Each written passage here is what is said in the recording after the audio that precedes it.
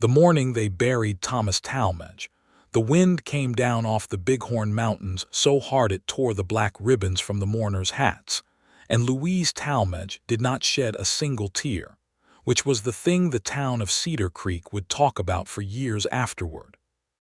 It was the spring of 1878, and Wyoming Territory was still raw in most places, more grass and sky than fence and roof, and the small town of Cedar Creek sat like a scattering of dice along the banks of a creek that ran silver in the sun and brown in the rain.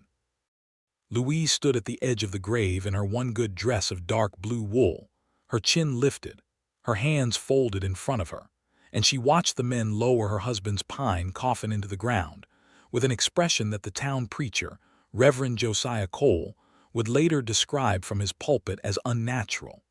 Thomas Talmadge had died 3 weeks before, thrown from a Greenbroke stallion he had been foolish enough to trust, his skull cracked against a fence post before he ever hit the ground. He had been 31 years old, and he had left behind 1,100 acres of grazing land, 400 head of cattle, a modest frame house with glass windows shipped all the way from Cheyenne, and a wife who had not cried once, not at his deathbed, not at his wake, not now at his grave. The truth was that Louise Talmadge had cried plenty, alone in the barn at night with her face pressed into the flank of her husband's favorite mare, where no one could see her, and tell her that her grief was something to be managed, something to be tidied away like spilled milk. She had learned in the 3 weeks since Thomas died that a widow's tears were public property in a town like Cedar Creek, turned over and inspected by every gossiping tongue at the general store, and she had decided, somewhere in the cold hours before dawn, that she would not give them the satisfaction. Reverend Josiah Cole closed his Bible with a soft snap as the first shovelful of dirt struck the coffin lid, and he looked at Louise with the particular gentleness of a man who believed himself to be doing a kindness. "Mrs. Talmadge," he said, "grief is the Lord's way of humbling us. There is no shame in tears." "I have shed my tears, Reverend," Louise said. "I simply do not intend to shed them here in front of half the county, for their comfort rather than mine." A few of the women nearby exchanged glances. Josiah Cole was a tall man of perhaps 45 years, with silver already threading through his dark hair and a voice that could fill the little clapboard church to its rafters, and he was accustomed to being obeyed, or at least deferred to, by every soul in Cedar Creek. He was not accustomed to being corrected by a widow not yet 3 weeks into her mourning. "Of course," he said, though something in his eyes had cooled. "I only meant to say that we all understand the burden you carry now. A woman alone, with a ranch to manage and no husband to guide her, it is a heavy thing." "I have managed heavier things," Louise said, and turned back to watch the last of the earth cover her husband's grave. She was 27 years old that spring, though the years on the frontier had given her a steadiness that made people forget how young she truly was. She had come west from Ohio with Thomas 6 years before, newly married, full of the kind of hope that made a person believe the whole wild territory could be tamed with enough patience and enough grit. They had built the ranch together, stone by stone and fence post by fence post, and in 6 years they had never once had a child, though not for lack of trying, and Louise had folded that particular grief away long ago into the same quiet place where she kept everything that hurt too much to speak of. Now Thomas was gone, and the ranch was hers, and the law of the territory said a widow could hold property in her own name, could run cattle and hire hands and sign contracts, provided she had the nerve for it and the strength to weather what the world would throw at a woman standing alone. Louise Talmadge had the nerve. What she did not yet have, though she would find it soon enough, was help. The days after the funeral passed in a haze of practical grief, the kind that left no room for weeping because there was always another chore, another decision, another bill to be paid. The ranch hands who had worked for Thomas eyed her with uncertain respect, unsure whether a woman's orders carried the same weight as a man's. Old Samuel Petty, who had been with the Talmadge outfit since before Louise ever arrived in the territory, stayed on out of loyalty, but 2 younger men quit within the first week, muttering that they had not signed on to take orders from a widow woman. It was Samuel who first mentioned the name Cyrus Whitlock to her, spitting into the dust of the corral as he said it. "Whitlock's been sniffing around your western fence line since before Thomas was even in the ground, Mrs. Talmadge," Samuel said, his weathered face folded into lines of worry. "Man's got more cattle than sense and more money than either. He's been telling folks in town that a widow can't hold onto land like this. Says it's only a matter of time before you sell to him, one way or another." "He can say what he likes," Louise said, though her stomach had gone tight and cold. "This is my land. Thomas signed it over to me proper, filed with the Territorial Land Office in Cheyenne. There's nothing Cyrus Whitlock can do about that." "Nothing legal, maybe," Samuel said and left it there, though the words hung in the air like smoke that would not clear. Cyrus Whitlock owned the Circle W, the largest spread in 3 counties, and he had built his fortune the way most men did in that country, through a combination of hard work, ruthlessness, and a willingness to bend the law when it suited him. He had wanted the Talmadge land for 2 years, ever since he discovered that the creek running through it fed into a spring that never ran dry even in the driest of summers, and Thomas Talmadge had refused to sell, not once but 3 times, the last refusal coming only a month before his death. Louise did not know, not yet, how far Whitlock might go to get what he wanted. She only knew that she would not be the one to hand it to him.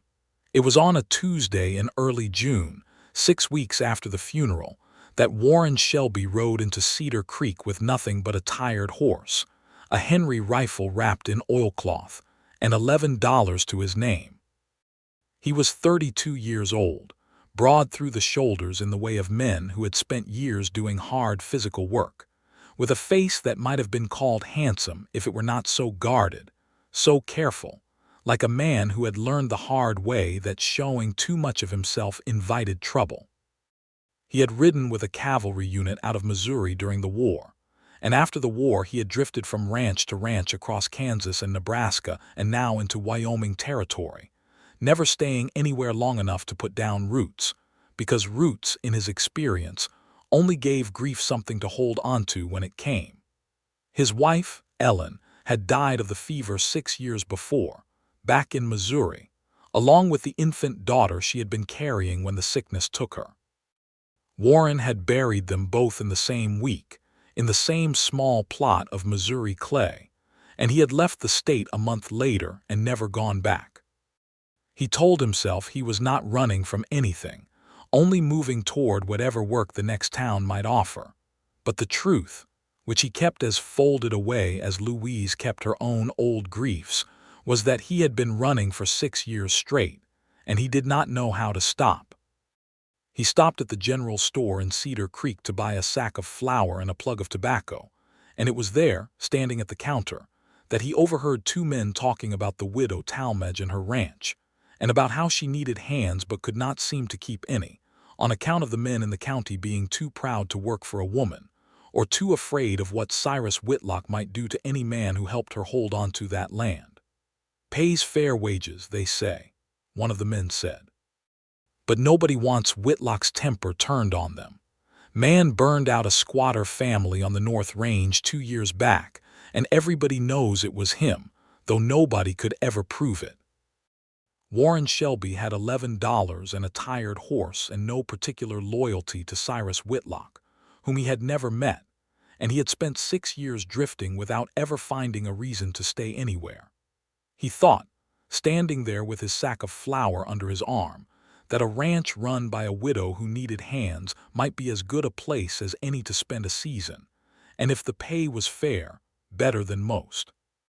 He rode out to the Talmadge ranch that same afternoon, and it was there, standing in the yard with the June sun slanting gold across the grass, that he first saw Louise Talmadge, and something in him that had been asleep for 6 years opened one careful eye. She was standing at the corral fence with a coil of rope in her hands, teaching a young colt to lead, her sleeves rolled to the elbow and her dark hair coming loose from its pins in a way that suggested she had long since stopped caring how she looked while working. She was not a delicate woman, not the kind of fragile creature that dime novels like to write about, but there was a grace in the way she moved, a competence that struck Warren as more beautiful than any careful prettiness could have been. "You looking for work?" she asked, without turning from the colt, though she had clearly heard his horse approach. "Yes, ma'am," Warren said. "Heard in town you might need a hand." "I need several," she said, finally turning to look at him, and her eyes, he noticed, were a deep hazel, steady and unflinching, the eyes of a woman who had already learned that most of what the world offered was disappointment and had decided to face it anyway. "What's your name?" "Warren Shelby. Rode with the 2nd Missouri Cavalry during the war. Worked cattle in Kansas and Nebraska since. You know how to mend fence, break horses, ride the range in weather that would send most men running for the nearest saloon." "I do." "Then I'll pay you $20 a month and board," Louise said. "But I'll tell you plain, Mr. Shelby, because I'd rather you know now than find out later and ride off angry. There's a man named Cyrus Whitlock who wants this land, and he's not particular about how he gets it. Any man who works for me is liable to draw his attention, and his attention has not been kind to folks in the past." Warren Shelby looked at her for a long moment, at the steadiness in her face, the way she had told him the danger straight out rather than hiding it to keep him from riding away. "Ma'am," he said, "I've faced worse than one greedy rancher. I'll take the work." "Then welcome to the Talmadge Ranch, Mr. Shelby," Louise said, and for the first time since her husband's funeral, something that might have been the beginning of a smile touched the corner of her mouth. The weeks that followed were full of the hard, unglamorous labor of running a cattle ranch on the frontier, and Warren Shelby found himself, almost without meaning to, watching Louise Talmadge with an attention he had not given any woman in 6 years. He watched her ride out at dawn to check the herds before the other hands were even awake, her seat on a horse as sure as any man's. He watched her sit at the kitchen table late into the evening with a ledger book and a stub of pencil, figuring accounts by lamplight, her brow furrowed in concentration.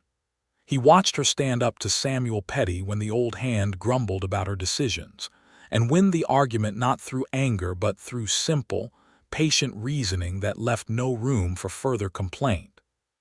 And he watched her grief, too, which she carried the way some women carried a heavy basket, balanced carefully so it would not spill, visible only in the quiet moments when she thought no one was looking, when her hand would linger on some small object that had belonged to Thomas, a pipe left on the mantel, a pair of boots by the door that she had not yet found the strength to give away. "You loved him," Warren said one evening, the two of them sitting on the porch after the other hands had gone to their bunks, the sky above them scattered with more stars than either of them could have counted, the kind of sky that only existed out on the open range, far from any city's light. "I did," Louise said. "Not the way the songs describe it, maybe. It was quieter than that. We built this place together, Thomas and I think I loved him the way you love your own hands because of everything they've built rather than anything they said." "That's a fine kind of love," Warren said. "What about you, Mr. Shelby? Samuel tells me you don't talk much about where you came from." Warren was quiet for a moment, turning his hat over in his hands. "I had a wife once, Ellen. She died of the fever 6 years ago, back in Missouri, along with our child that never got the chance to be born. I've been moving ever since. Never found much reason to stop." Louise looked at him then, really looked, and Warren felt the weight of it, the way she seemed to see straight through the careful guardedness he had built up over 6 years of drifting. "I'm sorry," she said. "That's a grief that doesn't have an easy bottom to it." "No, ma'am, it doesn't." "You can call me Louise," she said. "If we're going to be talking about dead spouses on porches, I think we can dispense with the formality." Warren smiled, the first real smile she had seen on his face since he'd arrived. "Then you can call me Warren." It was a small thing, the exchange of first names, but it settled between them like the first stone laid in a foundation, and though neither of them spoke of it, they both felt something shift that night, some quiet acknowledgement that they had each found in the other, a person who understood the particular weight of carrying grief without letting it become an excuse to stop living. The trouble with Cyrus Whitlock began in earnest that July. It started small, the way such things often did. A section of fence found cut on the western boundary, a dozen head of cattle missing when the hands rode out to check the herd. Samuel Petty found the cut wire and swore under his breath, and Warren, examining the tracks in the dust, found boot prints that led toward Whitlock's land before disappearing into a rocky wash where a horse could pick its way without leaving a clear trail. "Could be drifters," Samuel said, though his voice carried no real conviction. "Could be anybody." "Could be," Warren agreed, "but it isn't." He rode into Cedar Creek that afternoon to report the missing cattle to the sheriff, a heavy-set man named Otis Grant who had held the position for nearly a decade and had long since learned which battles were worth fighting in a county where the wealthiest rancher held considerable sway over who got elected to what office. "I'll look into it," Sheriff Grant said, in the tone of a man who had no intention of looking into anything at all. "But I'll tell you, Shelby, without proof, there's not much I can do. Cattle wander off all the time out here. Coyotes get some, rustlers get others, and half the time it's nothing more sinister than a broken fence and a herd that wandered too far." "Fence was cut," Warren said. "Not broken." "Cut fences happen too," Grant said, and would not meet his eyes, and Warren rode back to the ranch with a cold certainty settling in his gut that the law in Cedar Creek would offer Louise Talmadge no protection at all. That evening, he told Louise what the sheriff had said, and she listened with her jaw set tight, her hands folded in her lap in the small parlor where they had taken to talking after the day's work was done. "He's afraid of Whitlock," Louise said. "Or beholden to him. It hardly matters which." "It matters if we're on our own out here," Warren said. "We are on our own out here," Louise said, and there was no self-pity in the words, only a plain acceptance of the facts. "We have been since Thomas died. I knew that when I decided to keep this ranch instead of selling it and moving back east, where some cousin would have taken me in out of charity and reminded me every day what a burden I was." "You're not alone anymore," Warren said, and the words came out quieter than he had intended, carrying a weight he had not quite meant to put into them. Louise looked up at him, and for a moment neither of them spoke, the lamplight flickering between them, casting soft shadows across the small room. "No," she said finally, "I suppose I'm not." It was Reverend Josiah Cole who brought matters to a head, though he would have said, had anyone asked him, that he was only doing his Christian duty.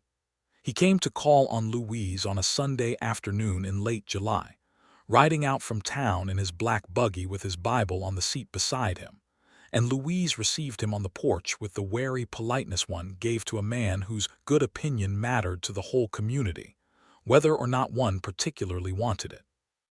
"Mrs. Talmadge," he said, settling into the chair she offered him, "I've come because I'm concerned for you. It has come to my attention that you have hired a strange man to work on your ranch, a man with no family in this county, no roots, no one to vouch for his character." "Warren Shelby is a good worker and an honest man, Reverend," Louise said. "I've had no cause to doubt him." "That may be," Cole said, "but the appearance of the thing, Mrs. Talmadge, a widow alone with a hired man in her house, no chaperone, no family present, it gives the wrong impression to the town. And I understand there has been trouble with Mr. Whitlock. Cut fences, missing cattle, these are not small matters." "No," Louise agreed, "they are not. Which is precisely why I need every good hand I can find, Reverend, and Warren Shelby is the best of them." "I only wonder," Cole said, leaning forward with the particular gentleness he used when he believed he was delivering a difficult truth for someone's own good, "whether it might not be wiser for you to consider selling the ranch to Mr. Whitlock, or perhaps to your late husband's brother in Ohio, and returning to a life more suited to a woman in your position. Grief has clouded your judgment, Mrs. Talmadge, I fear. A woman alone, facing a man as powerful as Whitlock, with only a drifter to defend her interests. It is not a position any reasonable person would choose."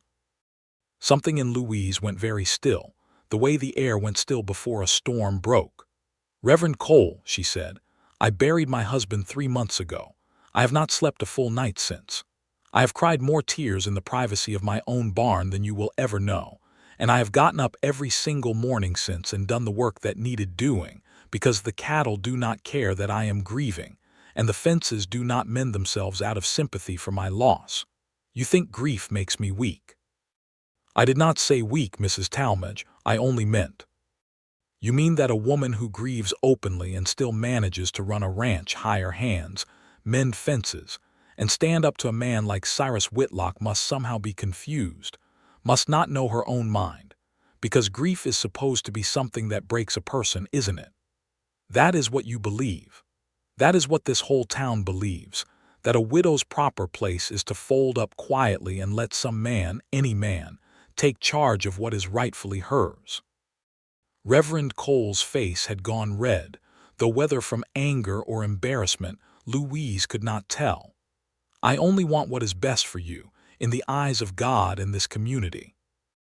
"Then trust me when I tell you what is best for me," Louise said, rising from her chair, her voice steady though her heart hammered against her ribs. "I am not weak, Reverend. My grief has not broken me. It has taught me exactly how much I am capable of carrying, and I intend to carry this ranch, this land, and this fight against Cyrus Whitlock, all the way to whatever end it reaches. You may pray for my soul if it eases yours, but do not mistake my sorrow for surrender." The Reverend left shortly after, his face still flushed, and though he said nothing more that afternoon, Louise knew, standing on her porch and watching his buggy disappear down the road toward town, that she had made an enemy of a man whose influence in Cedar Creek was second only to Cyrus Whitlock's own.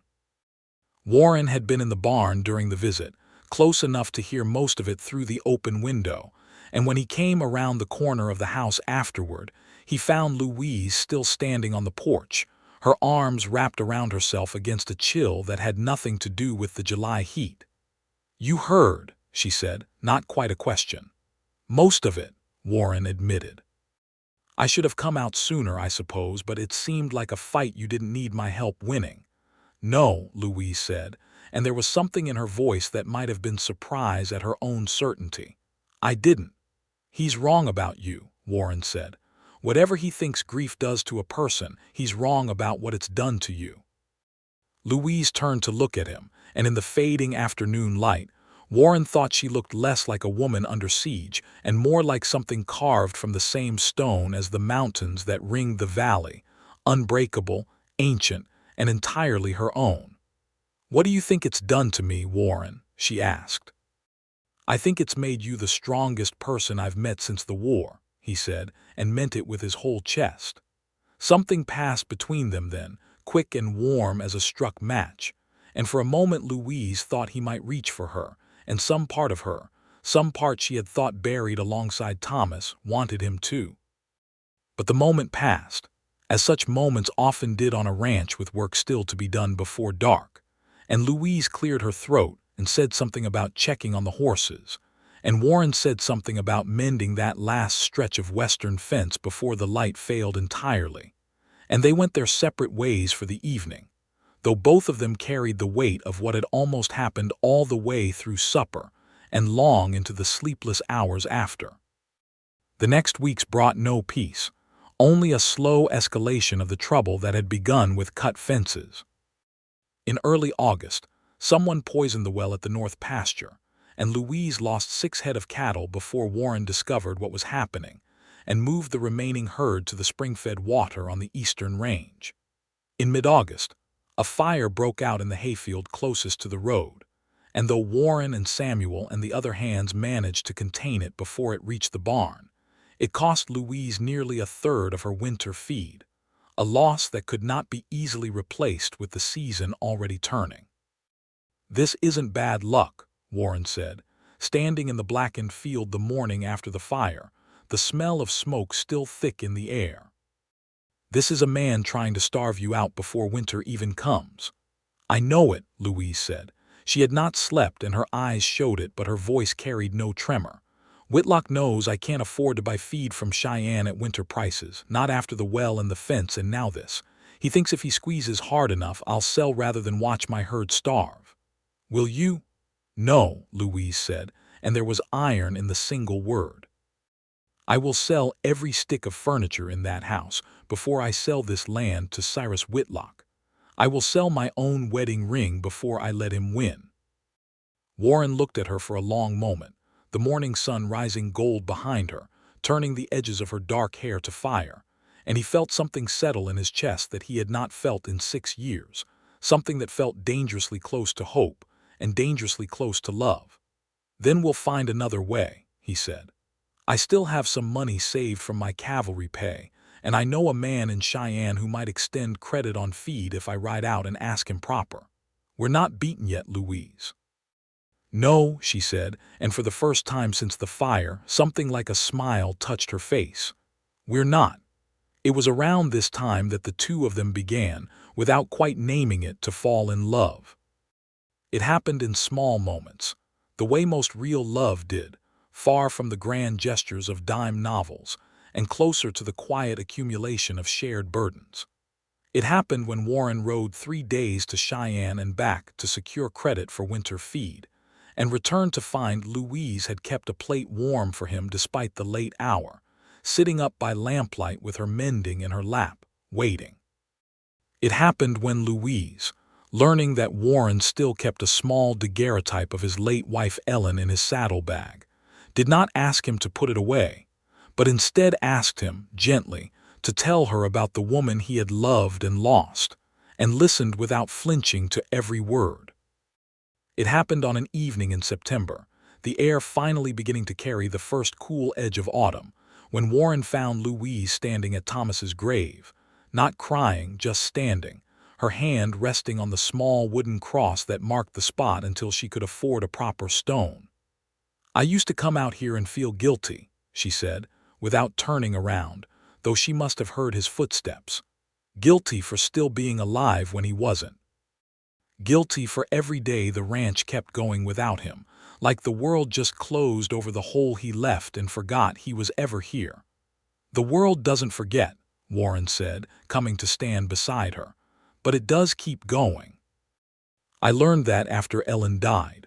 For a long time I thought the ground should have stopped turning, that it was some kind of insult that the sun still came up every morning like nothing had happened. But it did come up. And eventually I found I wanted to see it come up. That's not forgetting. That's just being alive." Louise turned to look at him, and there were tears in her eyes now, the first he had seen since he arrived at the ranch, and she did not try to hide them. "I think I'm ready to want that again," she said softly. "To want to see the sun come up. I haven't wanted much of anything since Thomas died except to keep this land. But lately I find myself wanting other things too." "What other things?" Warren asked, though something in his chest already knew the answer, already hoped for it with a fierceness that startled him. "You," Louise said, simply, honestly, the way she said everything. "I want you, Warren Shelby. I have for weeks now, though I've told myself it was too soon, that Thomas has hardly been gone 6 months, that the whole town would call me a scandal if they knew." "Let them call you whatever they like," Warren said, and reached out to take her hand, gently, the way a man might touch something precious and long thought lost. "I've spent 6 years running from wanting anyone because wanting someone means you can lose them, and I didn't think I could survive losing anyone else. But I look at you, Louise, standing here at your husband's grave with more courage than any person I've ever known, and I find I want to stop running. I want to build something here, with you, if you'll have me." Louise did not answer with words. She answered by stepping into his arms, and Warren held her there beside the small wooden cross in the fading September light, and neither of them spoke for a long while, content simply to stand together in the quiet, having finally said aloud what both of them had carried silently for weeks. Word of their courtship reached Cedar Creek within days, as word of everything eventually did in a town so small that a stranger's arrival was still news a month later, and Reverend Josiah Cole did not receive it kindly. He preached a sermon that following Sunday, though he never mentioned Louise Talmadge by name, that spoke at length about the dangers of hasty affections following bereavement, about widows who forgot their proper mourning in pursuit of worldly comforts, about the judgment that awaited those who let grief curdle into something the Reverend called unseemly haste. Louise did not attend the service, having grown weary of the town's scrutiny, but 3 separate women reported the sermon to her in careful, gossiping detail before the week was out, each of them adding their own commentary about how a widow ought to behave. "He means to shame you out of this county," Warren said, when Louise told him about the sermon over supper that evening, his jaw tight with an anger he rarely showed. "Same as Whitlock, only he's using the pulpit instead of cut fences." "Let him try," Louise said, though the words carried more weariness than defiance that particular evening. "I've faced worse this year than a preacher's disapproval." But the pressure was mounting from every direction, and even Louise's considerable strength was beginning to show the strain of it. The bank in Cedar Creek, whose president sat on the board of the church and counted Cyrus Whitlock among his largest depositors, called in a note on the ranch that Thomas had taken out 2 years before to buy breeding stock, demanding payment in full within 30 days, a demand that had never been made of Thomas himself, even when payments ran late, but which now landed on Louise's desk with the full force of the law behind it. 30 days, Louise said, staring at the letter with a hollow feeling spreading through her chest. "Warren, I don't have that kind of money. Not after the fire, not after buying feed on credit. This is Whitlock's doing. I'd stake the whole ranch on it." "You probably are staking the whole ranch on it," Warren said grimly. "This is the squeeze, Louise. Cut fences, poisoned wells, fire, and now the bank. He's coming at you from every side at once, hoping one of them breaks you." "None of them will," Louise said, though her voice shook slightly as she said it. "But I don't know how I'm going to pay this note in 30 days, Warren, and that's the plain truth of it." Warren was quiet for a long moment thinking, and then he said slowly, "There's a cattle buyer in Cheyenne, name of Marcus Reed, who pays top dollar for good beef this time of year, ahead of the fall drive north to the railhead. If we sold off a portion of the herd now, rather than waiting for the regular drive, we might raise enough to satisfy the note, even if it means a smaller herd going into winter." "It's a gamble," Louise said. "If the winter's hard, a smaller herd might not be enough to rebuild from come spring." "It's a gamble," Warren agreed, "but it's one we can win. The alternative is losing the whole ranch to a bank note that never should have been called in the first place." Louise looked at the letter again, then at Warren, and something in his steady certainty gave her the courage to decide. "Then we drive the herd to Cheyenne," she said. "All of us. Every hand we've got." The drive to Cheyenne took 4 days, across open range where the grass had already begun to yellow with the coming autumn, and Louise rode alongside her hands the entire way, taking her turn at the drag position same as any of the men, eating trail dust and sleeping under the stars with her saddle for a pillow.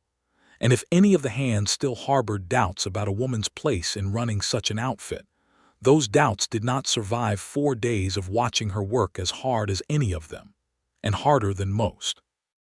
Warren rode point most of the drive, scouting ahead for water and grass, and on the second night, as the herd bedded down under a sky brilliant with stars, he and Louise sat together a little apart from the fire, sharing a blanket against the night's chill.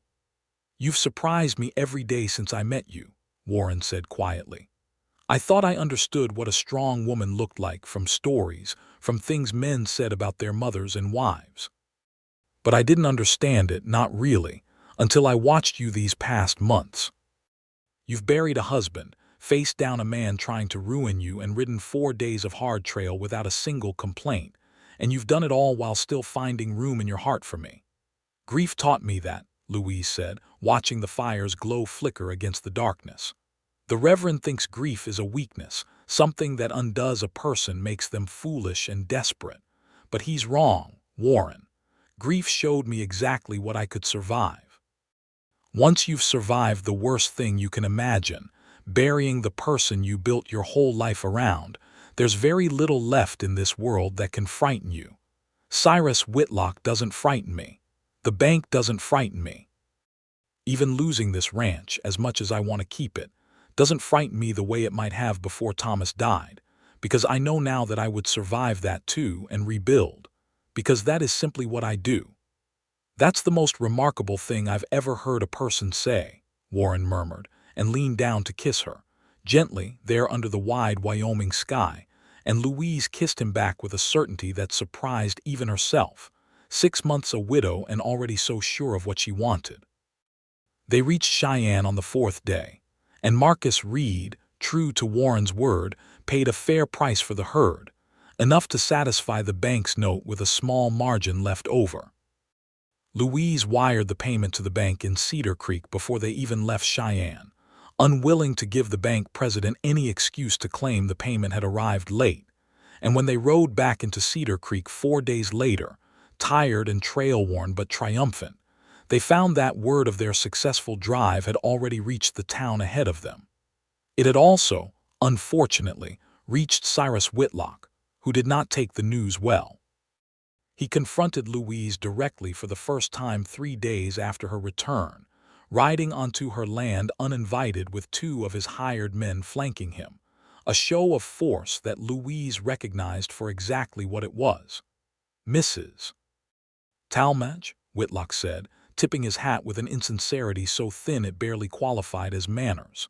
He was a big man, running to fat in his middle years, with cold, pale eyes and the kind of confidence that came from decades of getting whatever he wanted through money or intimidation, whichever proved more efficient. "I hear you managed to satisfy that note at the bank. Clever of you, selling off part of your herd early like that." "I don't believe I invited you onto my land, Mr. Whitlock," Louise said, standing her ground on her own porch, Warren a solid presence just behind her shoulder, his hand resting near, though not on, the pistol at his hip. "No, you didn't," Whitlock agreed easily. "But I thought it was time we spoke plainly, woman to man, so to speak, since you seem determined to run this ranch as though you were one of us. I want this land, Mrs. Talmadge. I've wanted it for 2 years, and I'll have it eventually, one way or another. You can sell to me now at a fair price and save yourself a great deal more trouble than you've already endured. Or you can keep fighting and lose everything anyway when the winter comes and your smaller herd isn't enough to see you through, or when the next fire doesn't get contained in time, or when your hired man there decides the pay isn't worth the risk to his own hide. I think you'll find, Mr. Whitlock," Warren said, his voice carrying a quiet menace that Louise had not heard from him before, "that my hide is worth quite a lot to me, and I have no intention of leaving Mrs. Talmadge to face you alone. Not now, not ever." Whitlock's cold eyes flicked to Warren with new interest, taking his measure. "That's so. That's so," Warren said. "Well," Whitlock said, settling back into his saddle with the air of a man who had learned something useful, "I suppose we understand each other, then." "This isn't finished, Mrs. Talmadge, not by a considerable measure." He tipped his hat again, wheeled his horse, and rode off with his 2 men trailing behind him, leaving a silence in his wake that felt heavier than any words he might have spoken. "He's not going to stop," Louise said, watching the dust settle behind Whitlock's departing horse. "No," Warren agreed, "but neither are we." The final confrontation came in October, on a night when an early frost had already silvered the grass, and the herd, what remained of it after the Cheyenne drive, had been moved to the sheltered pasture nearest the house for the winter. It began with the smell of smoke, faint at first, then stronger, carrying on the night wind from the direction of the barn, and Warren was out of his bunk and running before the alarm had even fully registered in his sleep-fogged mind. The barn was ablaze when he reached it, flames already licking up through the hayloft where the winter feed had been stored, and in the flickering orange light he saw 3 riders pulling away from the scene, moving fast toward the western boundary of the ranch, toward Whitlock's land. "Louise!" he shouted, and she was already there, running from the house in her nightgown with a bucket in each hand, her dark hair loose around her shoulders, her face lit gold and orange by the flames. "The horses!" she cried. "We have to get the horses out." They worked together in the chaos of smoke and heat, Warren throwing open the stall doors while Louise led the frightened, screaming horses out into the night one by one, Samuel Petty and the other hands arriving moments later to form a bucket line from the well. Though it was clear within minutes that the barn itself could not be saved, only contained, kept from spreading to the house or the remaining outbuildings. It was in the midst of this chaos that Warren, going back into the barn one last time to be certain no horse remained trapped inside, felt the roof beam above him crack and groan, weakened by the fire, and he had only a heartbeat's warning before it gave way entirely. Louise screamed his name as the beam fell, and for one terrible moment she thought she had lost him, thought the fire had taken the second man she loved in this cursed year of loss and struggle. But then she saw him stumble out through the barn's main door, coughing, his shirt singed and a gash bleeding above his eyebrow where a falling splinter had caught him, but alive, whole, alive. She ran to him and threw her arms around him without any thought for who might be watching, and Warren held her just as tightly, both of them shaking with the aftermath of terror and relief. "I thought I'd lost you," Louise said, her voice breaking for the first time in months, all the careful composure she had maintained through Thomas's death and Whitlock's campaign finally cracking under the weight of nearly losing Warren too. "I'm here," Warren said, pressing his lips to her hair, to her forehead, anywhere he could reach amid the chaos and the smoke. "I'm here, Louise. I'm not going anywhere." The barn burned to the ground before the night was through, taking with it what remained of the winter feed and several sets of tack and tools that would need replacing, a devastating loss on top of everything else the ranch had already suffered that year. But no lives had been lost, human or animal, and in the gray light of dawn, as Louise and Warren stood together surveying the smoking ruins, something in Louise hardened into a resolve that would not be moved by any further threat Cyrus Whitlock might send her way. "This is the last of it," she said quietly. "He's tried to starve me, drown my cattle, burn me out, and call in debts that weren't his to call. He nearly killed you tonight, Warren, and that is a thing I will not forgive, not ever. It's time this ended." "What do you have in mind?" Warren asked. "I'm going to prove it was him," Louise said. "And then I'm going to make sure every soul in this county knows exactly what kind of man Cyrus Whitlock is." The proof, when it came, arrived in an unexpected form. One of Whitlock's own hired men, a young rider named Tobias Finch, who had been among the three who rode away from the barn fire, showed up at the Talmadge ranch 2 days later, hat in hand, his conscience apparently having gotten the better of his loyalty to his employer. "I can't sleep, ma'am," he told Louise, standing awkward and ashamed in her kitchen while she poured him coffee he seemed too nervous to drink. "Mr. Whitlock told us it was just supposed to be a scare, burn the barn a little, not with anybody inside it. When I heard your hired man near got killed, I couldn't stay quiet about it anymore, whatever it costs me." "Will you swear to what you know in front of the sheriff?" Louise asked. "In front of a judge, if it comes to that." Tobias Finch swallowed hard but nodded. "Yes, ma'am, I will." Armed with Tobias Finch's testimony, and with Warren's account of the riders he had seen fleeing toward Whitlock's land, Louise rode into Cedar Creek that same afternoon, not to the sheriff's office first, but to the little clapboard church where Reverend Josiah Cole was found sweeping the front steps in the mild autumn sunshine. "Reverend Cole," she said, dismounting from her horse with the same steady grace she brought to every task, "I have something to say to you, and I want you to hear it plainly, because I think you have misjudged me since the day you stood at my husband's grave and called my grief unnatural." Cole set down his broom, his expression wary but not unkind. "Mrs.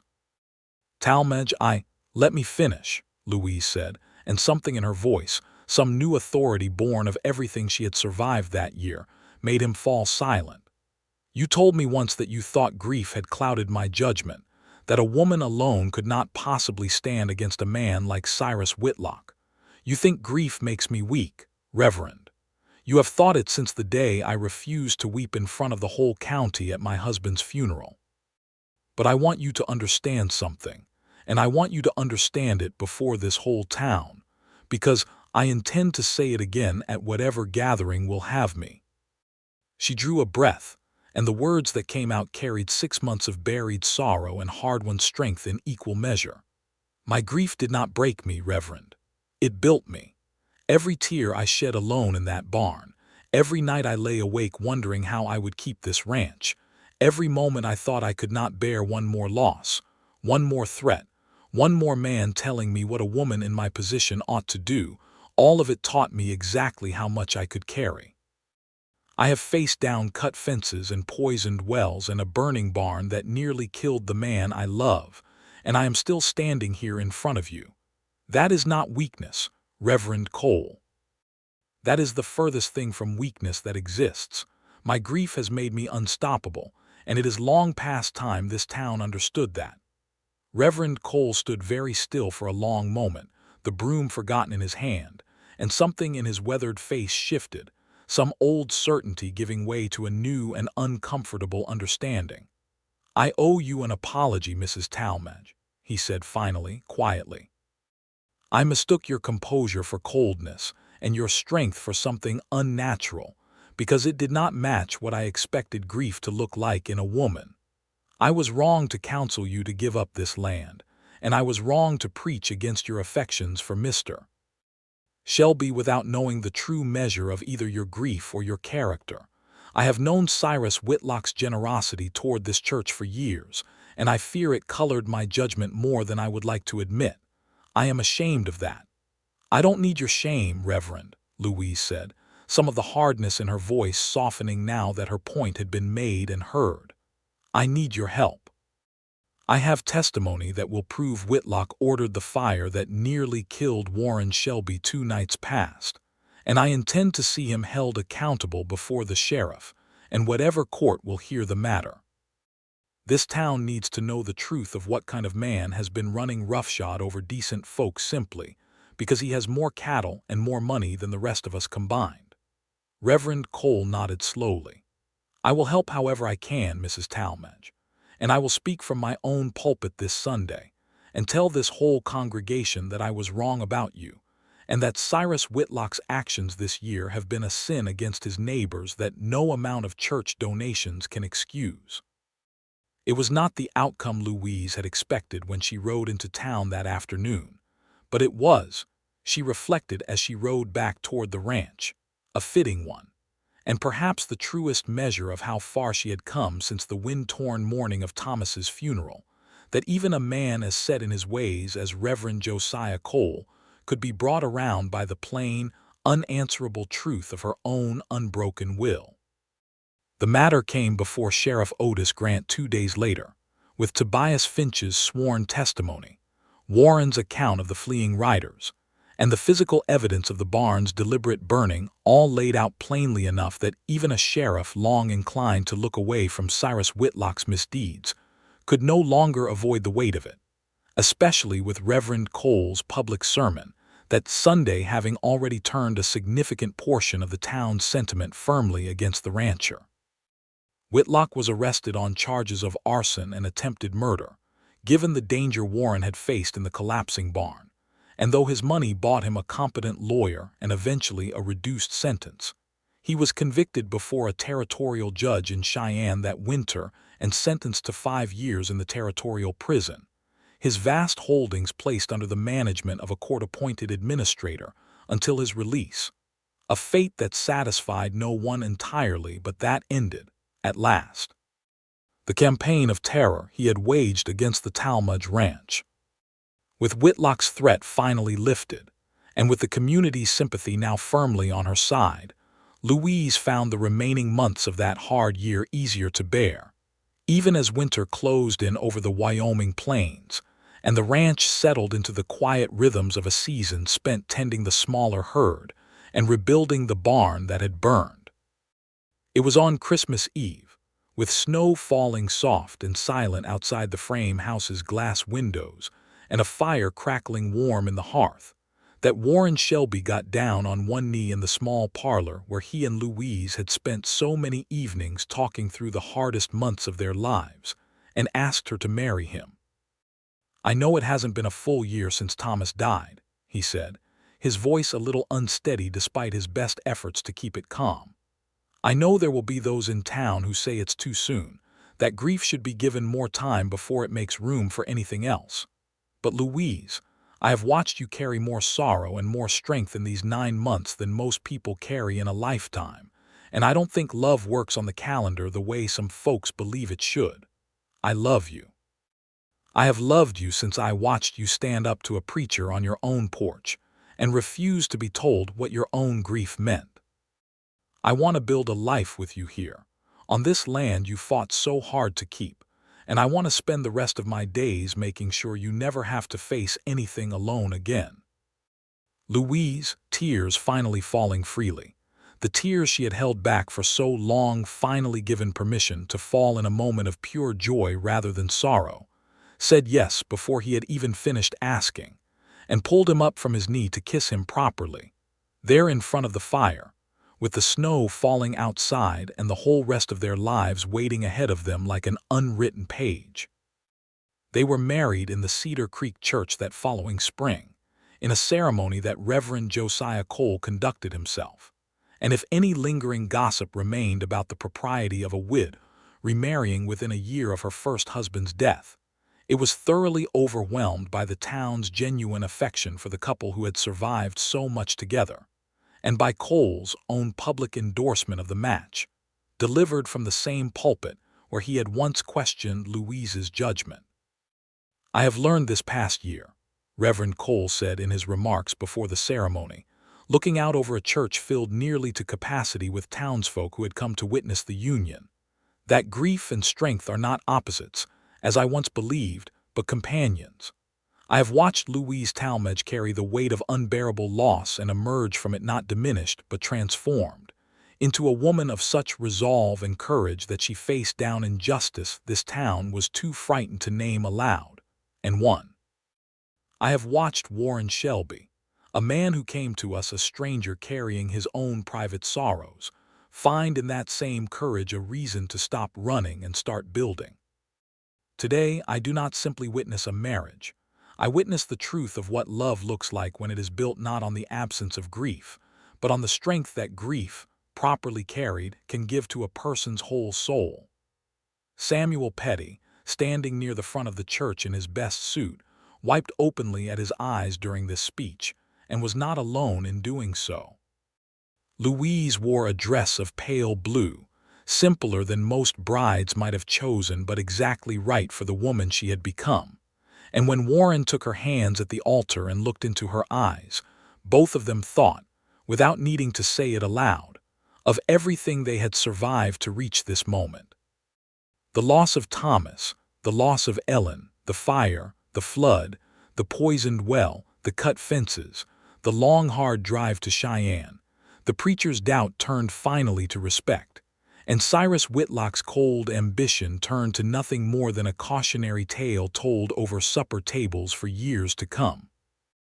"I take you, Warren Shelby," Louise said, when the time came for her vows, "not because grief has left me with nothing else to hold on to, but because grief taught me exactly what I was capable of surviving, and showed me that I wanted, more than anything, to survive it alongside you." "I take you, Louise Talmadge," Warren said, his voice thick with emotion he no longer felt any need to hide, "because you taught me that love does not have to be something you lose. It can be something you build, patiently, deliberately, out of the very ruins that grief leaves behind, if you have the courage to keep building. I intend to spend every day of the rest of my life proving I was worthy of that lesson." They were pronounced husband and wife to the sound of the whole congregation's applause, and outside the church, as they emerged into the bright spring sunshine, the town of Cedar Creek had gathered to shower them with rice and good wishes, a celebration that spilled out into the street and lasted long into the warm April evening.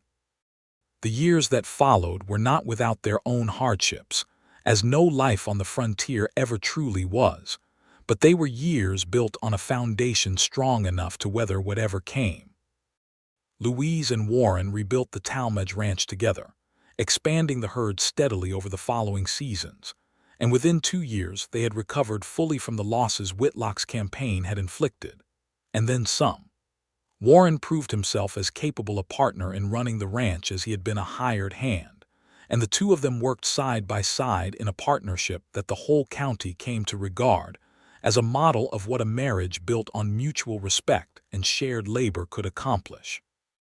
Their first child, a son they named Thomas Warren Shelby, in honor of both the husband Louise had lost and the one she had found, was born in the spring of 1880, nearly 2 years after their wedding, and Louise held him for the first time with tears streaming freely down her face, tears of a joy so complete it seemed to reach back and heal some of the old sorrow that had never fully left her, the grief of the childless years with Thomas finally answered by this small, squalling proof that her body and her heart had not, after all, been broken by everything they had endured.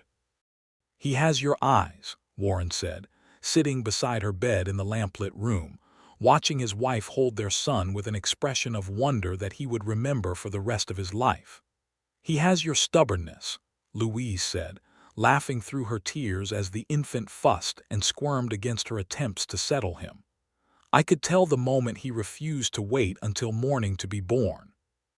2 years after Thomas Warren's arrival, a daughter followed, whom they named Ellen Louise after Warren's first wife, a gesture that surprised some in the town who did not understand how a second wife could bear to name her own daughter after her husband's first, but which made perfect sense to both Louise and Warren, who had learned together that honoring the griefs of the past did not diminish the joys of the present, but rather gave those joys a deeper and more honest foundation. "I want her to know she came from love that survived loss," Louise told Warren, when they discussed the name in the weeks before their daughter's birth. "Ellen was part of the man you became before you ever met me. I don't want to pretend she wasn't. I want our children to understand that grief and love are woven together always, and that surviving one does not mean forgetting the other." Warren, holding his wife's hand as they sat together on the porch where they had shared so many of their most important conversations, could not speak for a long moment, overwhelmed by the generosity of a woman who had taught him, more than anyone else in his life, what it truly meant to love without fear. Reverend Josiah Cole baptized both children in the Cedar Creek Church, and over the years that followed, he became something of a friend to the family, his old certainties about grief and weakness long since replaced by a genuine humility that made him a better preacher, by most accounts, than he had been in the years before Louise Talmadge taught him the true measure of a grieving woman's strength. Samuel Petty stayed on with the ranch until his health finally failed him in his old age, and he died peacefully in the small cabin Warren and Louise had built for him near the main house, surrounded by the family he had come, over the years, to regard as his own, having never had children of his own blood to carry his memory forward. Cyrus Whitlock served his full 5 years in the territorial prison, and upon his release, chose not to return to Cedar Creek, selling what remained of his holdings, much diminished by years of court-appointed mismanagement, and disappearing from the territory entirely, a fate that satisfied Louise not through any particular vindictiveness on her part, but through the simple, quiet justice of watching a man who had tried to destroy her lose everything he had once valued most. The Talmadge Ranch, which Louise and Warren eventually renamed the Shelby Talmadge Ranch, in recognition of both the woman who had built it and the man who had helped her save it, grew over the following decade into one of the most respected outfits in the county, known not only for the quality of its cattle, but for the fairness with which Louise and Warren treated every hand who worked for them. A reputation built directly on the memory of everything Louise had suffered in her own fight to be treated as a capable and equal partner, in a business the world had told her she had no right to run alone. They had a third child, another son, in 1885, whom they named Samuel, after the old hand who had stood by Louise through the hardest year of her life, and by the time that youngest child had grown old enough to ride the range alongside his older siblings, The ranch had become exactly what Louise had envisioned all those years ago, standing at Thomas's grave and refusing to weep in front of a town that expected her to break. A testament to what a grieving woman could build, if she refused to let her grief become an excuse for anyone else's ambitions.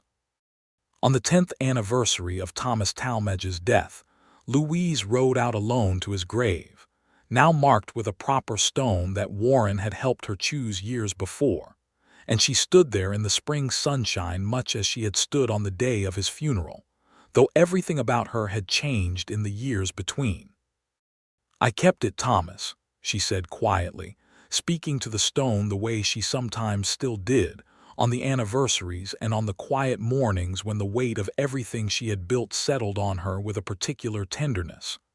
"I kept the land, and I built something good on it, something I think you would have been proud of. I found love again, the kind of love I don't think either of us ever imagined I would find twice in one lifetime. And I have 3 children now who will grow up knowing this ranch is their birthright, same as you and I always dreamed it would be. I still miss you. I think I always will, in some quiet corner of my heart that belongs only to you and to the years we built together. But I want you to know that missing you never stopped me from living, and I think, in the end, that is the truest way I could have honored everything you gave me." She heard Warren's horse approaching before she turned to see him, riding out to join her the way he often did on this particular anniversary, understanding without needing to be told that she wanted, on this one day each year, both her old grief and her new love present together at the same graveside, 2 halves of a single unbroken story. "You ready to head back?" he asked gently, dismounting to stand beside her. "Almost," Louise said, taking his hand. "I just wanted him to know that everything worked out, that the ranch survived and I found you, and none of it means I loved him any less." "He'd be proud of you," Warren said. "Any man would be." "I know I am, every single day." They rode back together toward the house where their 3 children waited, where the smoke curled up from the chimney into a clear Wyoming sky, where the herd grazed peacefully on grass that had once been threatened by fire and poison and greed, and where the whole hard, beautiful shape of Louise Talmadge Shelby's life stood as living proof of everything Reverend Josiah Cole had once doubted and eventually come to understand. That grief, carried honestly and without shame, did not make a person weak. It made them unstoppable. And in the golden light of that spring afternoon, riding home beside the man who had helped her prove it, Louise Talmadge Shelby felt, for the first time in the 10 long years since her first husband's death, entirely and completely at peace, not because the grief had finally faded away to nothing, but because she had learned at last and for good exactly how much love a heart could hold, even after loss had already asked so much of it, and given her back so much more in return than she had ever thought possible to receive twice in one single, well-lived life.